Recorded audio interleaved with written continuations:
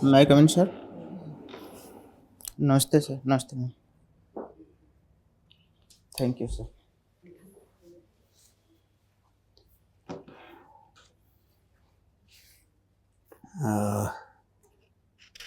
आपका बायोडाटा का जो कागज़ मेरे सामने है उसके हिसाब से आपने ग्रेजुएशन इलाहाबाद यूनिवर्सिटी से और पोस्ट ग्रेजुएशन भी वहीं से किया। जी सर। और ग्रेजुएशन में एंशिएंट हिस्ट्री, एजुकेशन और फिलॉसफी सब्जेक्ट थे आपके। जी सर। और पोस्ट ग्रेजुएशन आपने फिलॉसफी में किया जी सर। 2012 में। जी सर।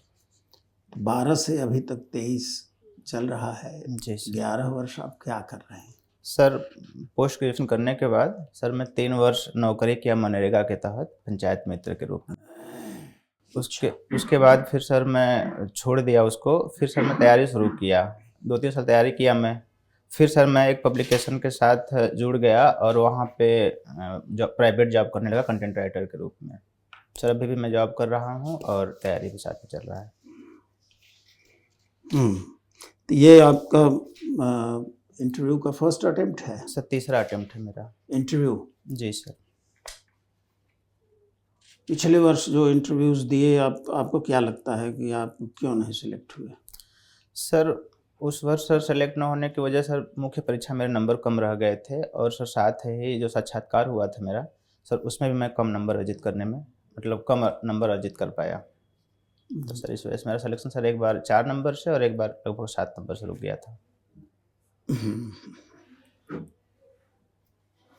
अच्छा, आपका पोस्ट ग्रेजुएशन का सब्जेक्ट फिलॉसफी है और आपने ऑप्शनल के रूप में फिलॉसफी ही रखा है। जी सर। तो फिलॉसफी आप इस मॉक इंटरव्यू में पहली बार आए हैं, दूसरी बार आए हैं? सर इसमें दूसरी बार मैं आया हूँ। दूसरी बार आए हैं जी। तो पिछली बार में जो सजेशंस दिए गए थे उनमें क्या क्या सुधार किया है आपने? सर थोड़ा फिलॉसफी मैंने पढ़ा है, इंडियन फिलॉसफी, और साथ ही सर अखबार वगैरह मैंने सर थोड़ा ज़्यादा पढ़ना शुरू किया है। और सर ने कहा था थोड़ा सा कुछ इकोनॉमिक टर्म्स वगैरह जो अभी चल रहे हैं उसको देख लीजिए। तो सर मैंने उसको भी देखा। बाकी सर मैं जो और कर सकता था वो किया। तो इंडियन फिलॉसफी आपके इस इम्तहान में भी है। जी सर। आप जो दर्शन आपको सबसे अधिक पसंद हो उसी पर कुछ एक सवाल पूछ लेते हैं। सर इंडियन फिलॉसफी में सर मुझे सर चारवाक दर्शन भी पसंद है, बौद्ध दर्शन भी, सर वेदांत। नहीं, जी। सबसे ज़्यादा पसंद तो एक ही होता है। जी सर। पसंद बहुत कुछ है। सर चारवाक दर्शन पसंद है। चारवाक दर्शन की क्या ज्ञान मीमांसा, क्या थियरी ऑफ नॉलेज उसकी क्या है? जी सर चारवाक दर्शन प्रत्यक्ष को एकमात्र प्रमाण मानता है। वो कहता है कि जिसका प्रत्यक्ष होता है केवल उसी का ज्ञान हम प्राप्त कर सकते हैं और जिसका प्रत्यक्ष नहीं होता हम उसका ज्ञान प्राप्त नहीं कर सकते। इसलिए केवल प्रत्यक्ष ही एकमात्र प्रमाणिक ज्ञान का स्रोत है। तो एक सवाल फिलॉसफी में रहता है जनरली कि तत्व मीमांसा ज्ञान मीमांसा से पैदा हुई है या ज्ञान मीमांसा तत्व मीमांसा से पैदा हुई है? जी सर।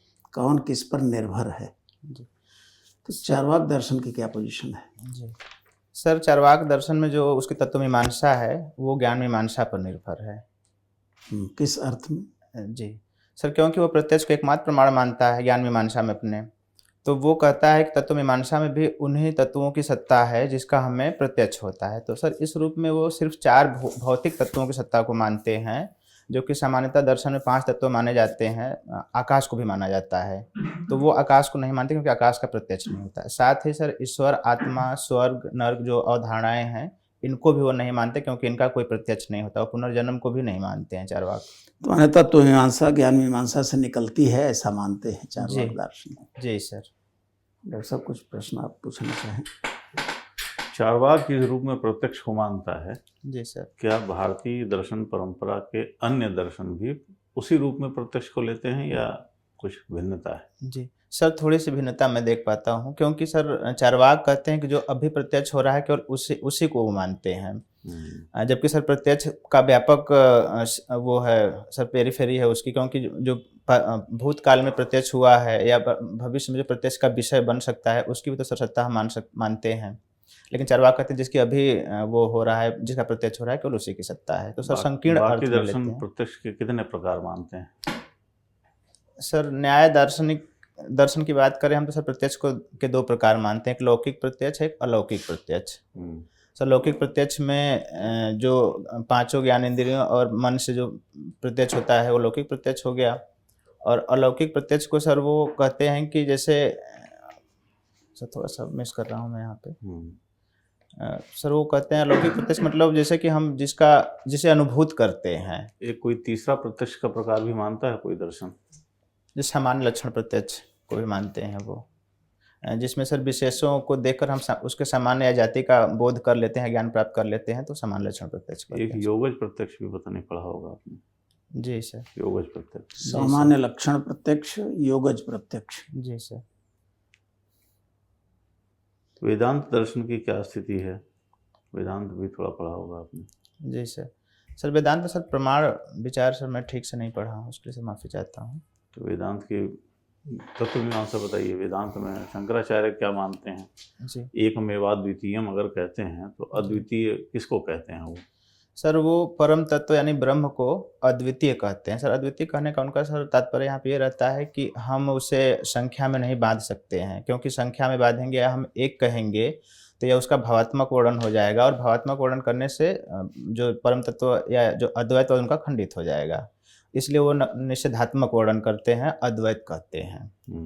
तो सर ये उनकी तत्व मीमांसा। निषेधात्मक वर्णन करने के पीछे क्या उनके एट्रीब्यूट्स को जानना है, गुणों को जानना है कि गुणों का निर्वचन नहीं हो सकता, इसलिए वो निषेधात्मक कथन करते हैं? क्या सर वो कहते हैं कि जो परम तत्व यानी ब्रह्म है वो निर्गुण निराकार निर्विशेष है, उसका वर्णन किसी भी रूप में नहीं किया जा सकता, जैसा कि स्पिनोजा ने भी कहा है पाश्चात्य दर्शन में। तो उसका जैसे वर्णन करेंगे तो वो सीमित हो जाएगा। अगर हम कहते हैं कि परम तत्व किसी चीज़ में हम बताएं कि ये परम तत्व है तो सर वो उसी में सीमित हो जाएगा। जैसे सफ़ेद रंग परम तत्व कहे हैं तो अन्य रंग परम तत्व नहीं है इसका मतलब, तो सर इसलिए वो उसे अनिर्वचनीय कहते हैं कि हम उसका वर्णन नहीं कर सकते हैं। अच्छा, कोई एक सामान्य व्यक्ति आपसे यदि कहे कि हमको दर्शन शास्त्र 2 मिनट में बता दीजिए कि दर्शन शास्त्र क्या है, हमारी समझ में नहीं आता, मान लीजिए आप लोग दर्शन शास्त्र वाले नहीं हैं, तो आप लोग कहें कि 2 मिनट में बताइए दर्शन शास्त्र क्या है जिससे हम भी समझ सकें, तो कैसे आप बताएंगे? सर अगर किसी को 2 मिनट में समझाना हो दर्शन शास्त्र तो सर मैं उनको बताऊंगा कि दर्शन शास्त्र एक तरीके का भारतीय परिप्रेक्ष्य में दृष्टिकोण है, जिसके थ्रू हम परम तत्व या मूल तत्व की विवेचना करते हैं और उसे अनुभूत करने का प्रयास करते हैं। सर ये मैं बताऊंगा। तो ये तो उसकी तत्व मीमांसा हो गई। ज्ञान मीमांसा जैसे हम कहें कि हम कैसे जानते हैं, उसके लिए कैसे बताएंगे? सर ज्ञान मीमांसा के लिए हम ये कह सकते हैं दर्शन में कि कोई चीज़ कितना प्रमाणिक है उसे किन प्रमाणों से जान सकते हैं। जैसे प्रत्यक्ष प्रमाण बताएंगे हम उनको, अनुमान शब्द या उपमान जितने प्रमाण, अर्थापत्ति और एक सर और प्रमाण है, तो इनके थ्रू हम कैसे ज्ञान प्राप्त कर सकते हैं हम इसके बारे में बताएंगे उनको। ज्ञानेंद्रियों से जो ज्ञान हमें प्राप्त होता है जी, क्या केवल ज्ञानेंद्रियां हमारे पास हैं? जी, तो ज्ञानेंद्रियों से ही ज्ञान प्राप्त होता है या उसमें कुछ और अतिरिक्त साधन व्यापार की आवश्यकता होती है? सर ज्ञानेंद्रियों से हमें संवेदना मिलती है और उन संवेदनाओं का मन और बुद्धि के द्वारा जो है एकीकरण करके उसे ज्ञान के रूप में परिवर्तित किया जाता है। बढ़िया, ठीक है। डॉक्टर ईश्वर प्रसाद गिल्डा का नाम सुना है आपने? सर सुना हो सर, मैं भी अच्छे से उनके बारे में रिकॉल नहीं कर पा रहा हूँ। भूल जाने का अधिकार? सर भूल जाने का अधिकार सर अभी हाल ही में सर्वोच्च न्यायपालिका के उसमें आया था, दायरे में आया था, मतलब विचार करने के लिए। क्यों आया था ये?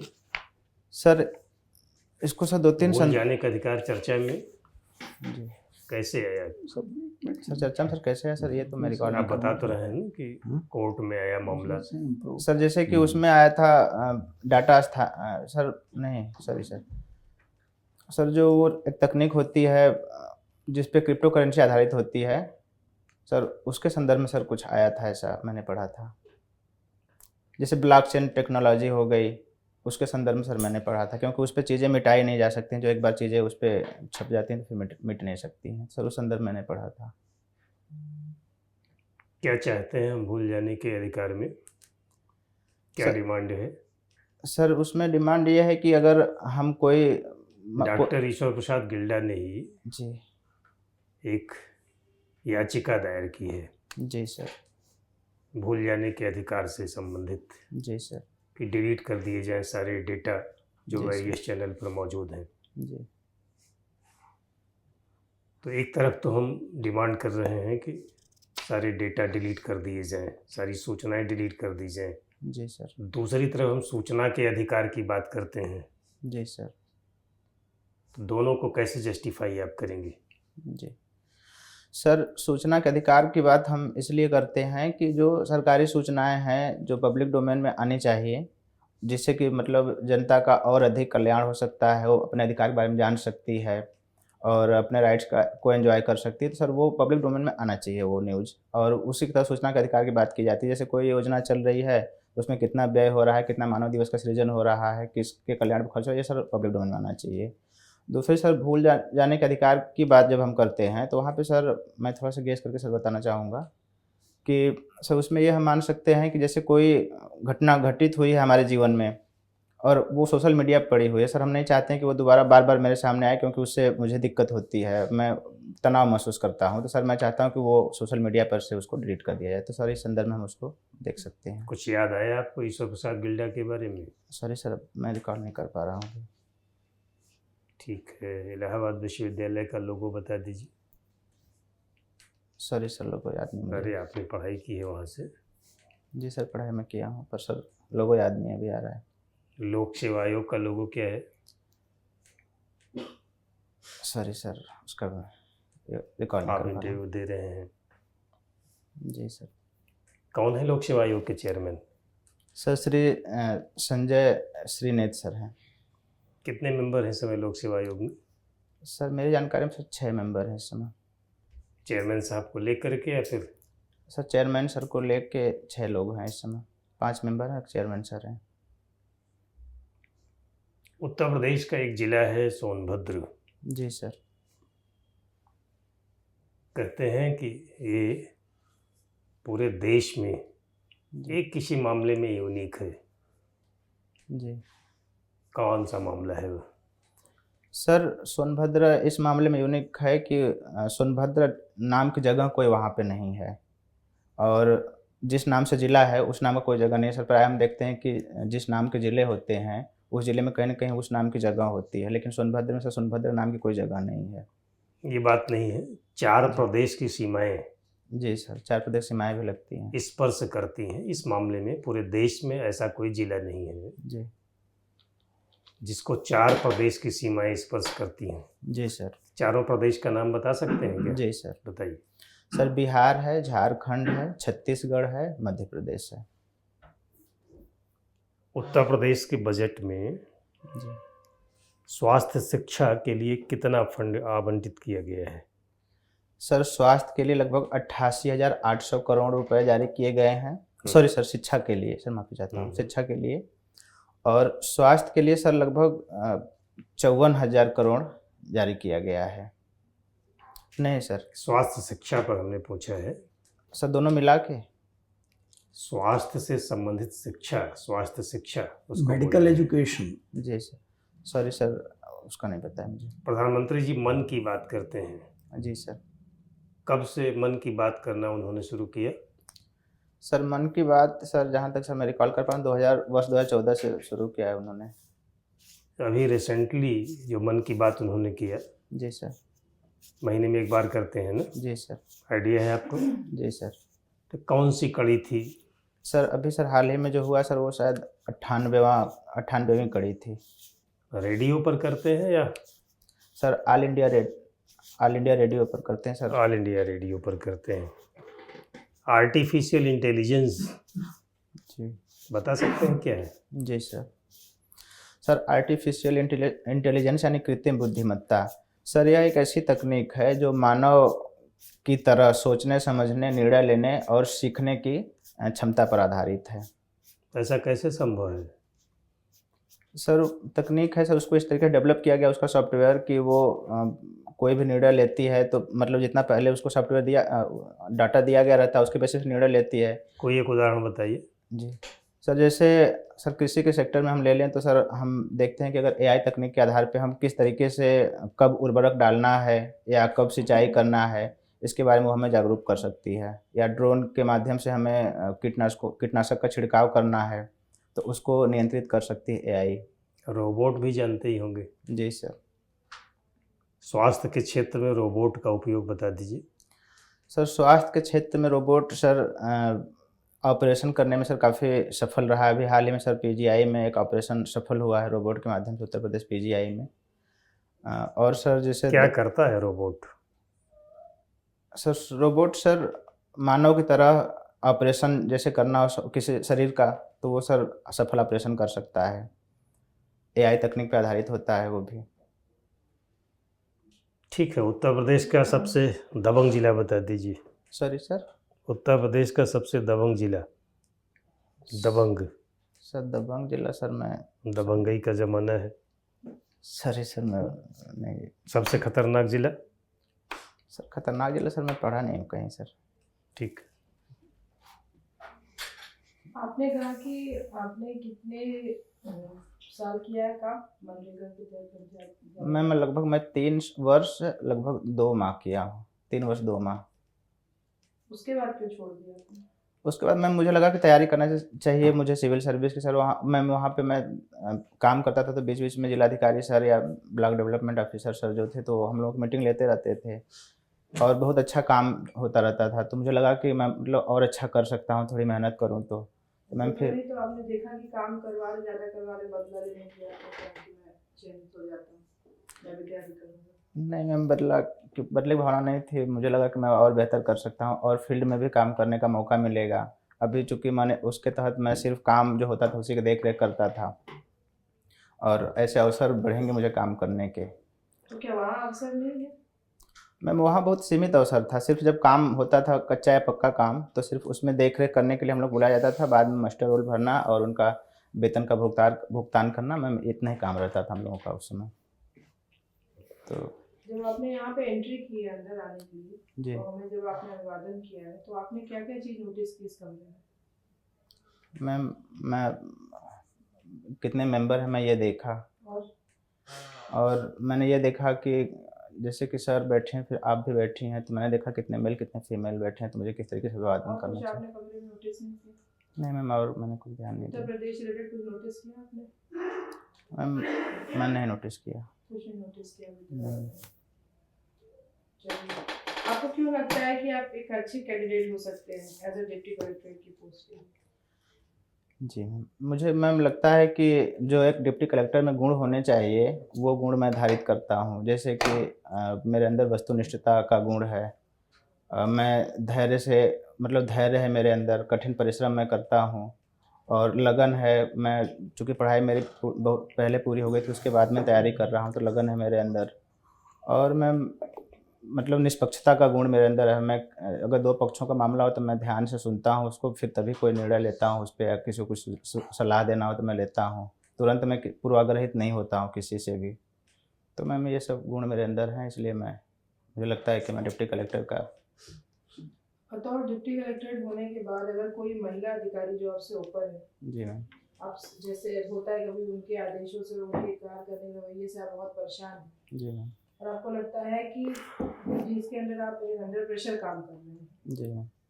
तो इस उपलक्ष्य में कभी ऐसा होता है कि उनका केस आपके सामने फंसता है तो क्या आप उसको कैसे भाव से देखेंगे? निष्पक्ष भाव से देखेंगे क्या बदला लेने भाव से देखेंगे? मैम चूँकि हायरार्की में वो हमसे ऊपर हैं तो वो उनके जो आदेश देती हैं विभाग से संबंधित हमारे कार्यों से संबंधित मैं उसका पालन करूँगा सर। मैम ये तो तय है। मैम अगर उनका कोई केस आता है, अगर गलत काम उन्होंने किया है तो मैं संबंधित अधिकारी को नोटिंग के माध्यम से या फिर ऐसे जाके मौखिक रूप से बताऊँगा। नहीं, ऐसा बहुत बड़ा उन्होंने कोई जटिल कार्य नहीं किया लेकिन अथॉरिटी आपके पास डिसीजन लेने की, तो उस पक्ष में आप क्या करेंगे? मैं बदले की भावना से काम नहीं करूँगा। जो नियम मतलब वहाँ पे मौजूद रहेंगे मैं उनके तहत काम करूँगा। अभी उत्तर भारत का जब उत्तर प्रदेश का बजट आया है, क्या-क्या उसके मुख्य बिंदु वगैरह बताएंगे? जी मैम उत्तर प्रदेश के बजट में जो इस बार पूंजीगत व्यय है उस पे थोड़ा बल दिया गया है क्योंकि अभी हाल ही में इन्वेस्टर समिट हुई है तो उस जितना निवेश कहाँ हुई है इन्वेस्टर समिट? मैम लखनऊ में हुई है तो मैम उसमें जितना निवेश आया है तो सरकार उस निवेश को सही जगह पे सही समय से मतलब नियोजित करने के लिए प्रयासरत है। तो इसलिए सरकार ने इंफ्रा पे स्ट्रक्चर पे बल देने का काम किया, जैसे लिंक हाईवे बनाने के लिए, और पूंजीगत कुछ इंसेंटिव भी दे रही है मैम उद्योगों को, जैसे कि पूर्वांचल में या फिर बुंदेलखंड क्षेत्र में उद्योग लगाते हैं वो लोग, तो सरकार कुछ सब्सिडी दे रही है उनको। तो मैम इस पे विशेष बल दिया गया। साथ ही हम देखते हैं कि शिक्षा पे, स्वास्थ्य पे, ऊर्जा पे विशेष बल दिया गया है। ग्रीन ग्रोथ इसमें शामिल किया गया था, क्या है ये? मैम ग्रीन ग्रोथ, मैम अर्थव्यवस्था के सेक्टर में देखा जाता है। ग्रीन ग्रोथ का मतलब मैम मैं देखता हूँ कि जो हमारी व्यवस्था काम करेगी तो उसमें जो ऊर्जा का स्रोत होगा वो मतलब हरित ऊर्जा या गैर जीवाश्म ईंधन होना चाहिए। तो इसे मैम इस रूप में हम देखते हैं।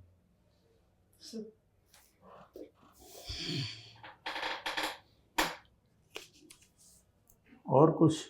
ठीक। ठीक, थैंक यू आप सर। जा सकते हैं। Thank you ma'am. Thank you sir. मैं कम sir. Thank you sir.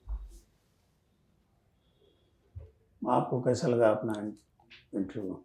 Sir थोड़ा सा सर कुछ टर्म पूछे तो मैं उस पर नहीं बता पाया, और मैम का भी मुझे लग रहा है थोड़ा सा ज़्यादा अच्छा उत्तर नहीं दे पाया मैं। पिछली बार बार आपने की इंटरव्यू तुलना दिया में। था उसके कंपैरिजन में? सर पिछले बार तुलना में सर मुझे थोड़ा अच्छा लग रहा है। तो इस बोर्ड ने भी यही अनुभव किया है कि आपके अंदर इम्प्रूवमेंट हुआ है उस समय से अब में, जी सर। और कई चीज़ों में अप टू मार्क है आपका। जी आने में और बैठने में, प्रॉपर अभिवादन करने में आप सावधानी बरत रहे हैं, जी सर। लेकिन सिटिंग पोस्चर में थोड़ा सा और सुधार की ज़रूरत है। आपके पैर थोड़ा और क्लोज होने चाहिए, जी सर, थोड़ा सा चेयर थोड़ी सी ऊंची लग रही बस। थी इसलिए था। या ज़रा सा और 1 इंच और ज़्यादा क्लोज। फैला दिखता है तो हाँ। अब ठीक है ऐसे। इस पोस्चर में क्या दर्द होता है कहीं? नहीं सर, थोड़ा सा चेयर ऊंची लग रही थी हाइट सर, इसलिए कम। दिक्कत हुआ था, बाकी सब अच्छा। ठीक है। अब चेयर तो अपने साथ लेके चलोगे नहीं नहीं सर। अपने लिए तो जो मान के चेयर, चलिए कि वहाँ और अच्छी चेयर होगी। जी जी सर। और आपको कुछ पूछना है तो आप पूछिए, बाकी हमने तो अपनी राय बता दिया कि आपको क्या करना चाहिए। सर कुछ सुझाव दे दीजिए थोड़ा सा, एक दिन का समय मेरे पास है। हाँ, बहुत सुझाव देना इसलिए उचित नहीं है क्योंकि समय थोड़ा सा है। जी सर। सब्जेक्ट पर ठीक रहिए, खास करके आप करंट अफेयर्स पर सुधारिए, न्यूज़पेपर पढ़ के जाइए बस। जितना सुधार सकें उतना इम्प्रूव करिए। जी सर। जो तात्कालिक जो खबरें हैं उनको, उनसे परिचित रहिए। जी सर। न्यूज़पेपर, विश्वविद्यालय का लोगो वगैरह जान लीजिए। जी सर। कोट रमी टाटा आर्बोरिस, ये याद नहीं है आपको? जितनी शाखाएं उतने वृक्ष। और अभी उसको संस्कृत में बदला भी गया है। किस लैंग्वेज में लिखा है सर? संस्कृत में ओरिजिनल कौन सी translation। लैंग्वेज है? पहली कोटरामी, ये तो लैटिन है। लैटिन है। कोटरामी टाटा आर्बोरिस। जी फिर उसका हिंदी ट्रांसलेशन हुआ, अभी संस्कृत ट्रांसलेशन हुआ है 1 साल पहले, 2 साल पहले। जी सर। यावन्तः शाखा तावन्तः वृक्षा, जी सर। जितनी शाखाएं उतने पेड़। ठीक है, wish you all the best. Thank you sir. Thank you. Good luck.